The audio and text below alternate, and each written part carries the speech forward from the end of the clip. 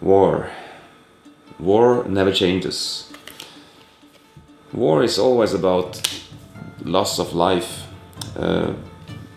innocent lives having troubles, and destruction of property and lives as well, and just a struggle of surviving. And in this game, the Grizzled, you are soldiers fighting the trench wars of the First World War and just trying to survive this seemingly endless war. And it is an abstract game, but it does it in a strange way which actually makes the theme bleed through. So it is hard to explain it just by talking about it. I will show you, and maybe just maybe I'll be able to tell you, or you'll understand how the game functions, not as a game itself, but also as a theme. So let's find out the Grizzled. Can friendship be stronger than war? We'll see. Hello. So, soldier, welcome to the battlefield, or welcome rather. This game is about surviving the war. So we have two decks here, cards, and what you want is to remove all these cards here and have this visible and have no threats left. And this deck, if this goes empty, you have a monument. So it means you all died, but at least you still have a monument to remember you by. But that's not the real goal, you want to survive this war. So each player will have their own characters. This is Ansel Perrin, I don't know how to say French names. And they have one thing they are strong against, one threat. And they can only be used once most of the time. So let's find out how this game actually plays. In each round, there will be one player who is the commander. He will choose the threat level for each mission. So the threat level will indicate how many cards each player will get. So you draw cards from this deck, the one with the dove. So let's say the threat level is 2. So each player gets 2 cards, like so. And in this way we'll empty this deck, which is nice. We want to empty it. The problem is though, you also want to empty your hand. And in your hand you might have a hard knock card, the one with the lightning. It's a personal effect, a personal threat. So as long as this is in play, the winter is a threat for the entire group. Otherwise you have this. This is also winter in this case, and an icon on the top which indicates a threat.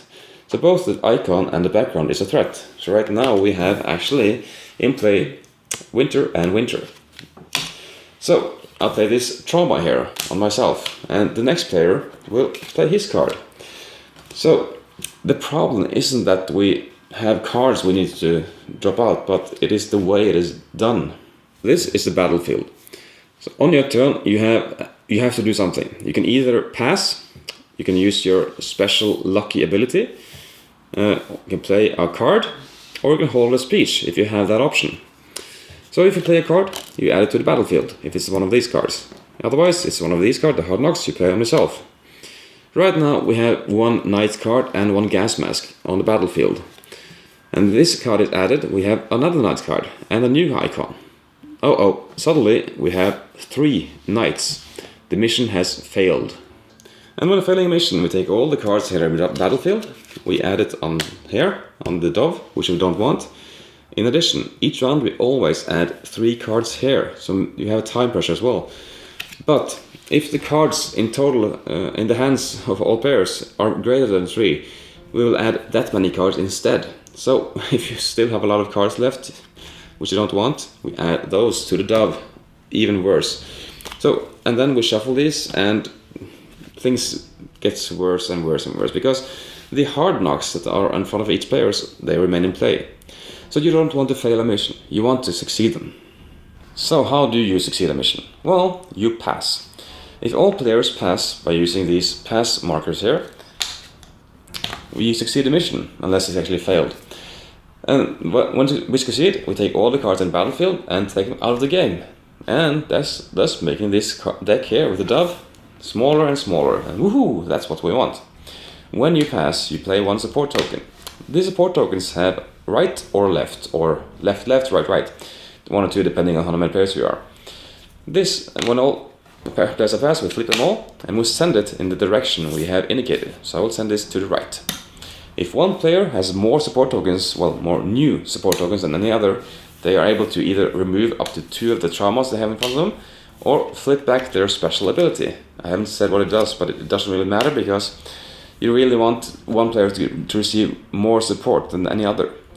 And then there's this problem you have. Yeah, you can't talk about what you have on your hand. You cannot communicate in any way what support token you are supposed to play. So you do see that this player, he could use the benefit of removing those cards in front of him, but this player could also get this ability. What do you want?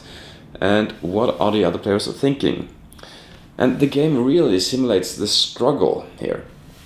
What cards can you play safely? Which card should you play? What are the other doing? Are they going to add a safe card? You have a card with a trap on your hand. You should remove it, because the more cards you have on the hand, the more cards are added from the monument deck. And the game really brings forth the struggle. And what adds to the element here is the graphics. I didn't care much for the graphics at first. It seemed like bad artwork, but actually it works very well. This is kind of like a grizzled artwork, if you might say. It's dirty and it's non-comfortable, and it's supposed to feel that way. So when you add a threat, you have a bullet here which doesn't seem appealing, and a background which really does not feel appealing, and the night phase with elements here in the background which seems dark and unattractive, and that is the general idea of the game. It is unattractive. You don't want to be here. You don't want to have this area or look at it, especially the gas mask and the whistles and noises and everything. It's just awful, and that is the purpose of the graphics. And when you play it, well, at least for my sake, I really felt that this added to the element of the game. It makes things harder and dirtier, and well, it just doesn't appeal to me. And that in that way it does appeal to me, because it works. One thing though, the hard knock cards, they have text here which are actually used in the game, and I really don't care for that text. It should be more clearer, especially when another player has it and I want to know what they have. But when you can't read it, it kind of defeats the purpose. You want to be able to read the text that actually does something in the game.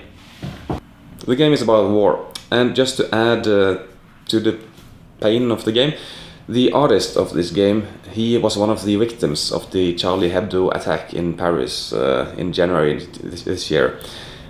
So it kind of strikes you, doesn't it, to know this? But of course, this game is not about terrorism, it's not about freedom of speech or anything, but it does add to the effect that it's not a good thing to know this.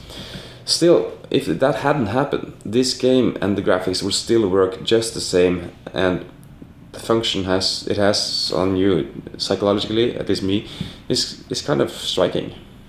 Well, there you have it, The Grizzled, a cooperative game, and can friendship be stronger than war? Well, not obviously, but still, can your friendship beat this game? That is the idea. And I was lucky, I met the designer of the game, and he gave me a personal greeting.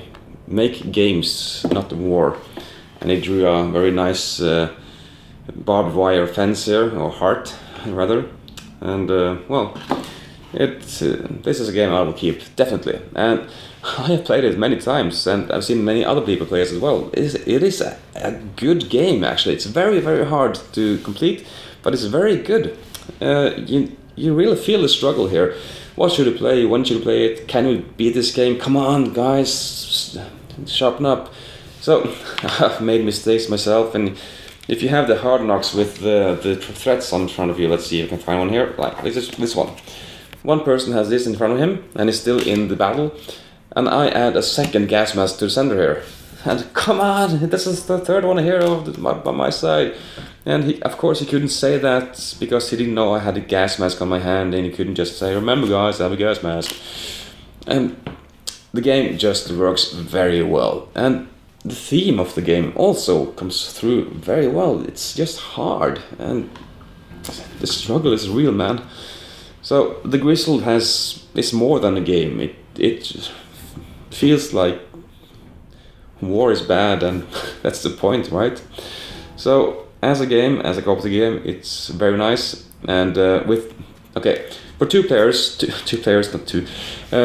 I didn't feel this game functioned at all, because you have a third player, a virtual player, and he adds a random support token either way. So you can, of course, manipulate what kind of tokens you're going to send him, but in the end it felt random, and I lost the interest in the game with two players. But with 3 or 4 or 5 players, wow, it becomes harder and harder. 5 players, well, just good luck. This game is good anyway. I highly recommend you trying it out and getting this. And it's interesting that Cool Mini or Not is actually one of the producers of this game. So they have a lot of other style games, but this one is a good game and at the same time an important game. And thumbs up from me anyway. I highly recommend the Grizzled. Okay, thanks for watching. I hope I see you again in the next episode of Truckers Reviews. So, see you then. Thanks so much for watching the Dice Tower videos. Find more great videos and reviews, as well as our top-rated audio podcast at Dicetower.com. You can also find other great shows at DicetowerNetwork.com. I'm Eric Summerer, and you've been watching The Dice Tower. The Dice Tower is sponsored by Cool Stuff Inc., where you can find great games for great prices. Cool stuff in stock.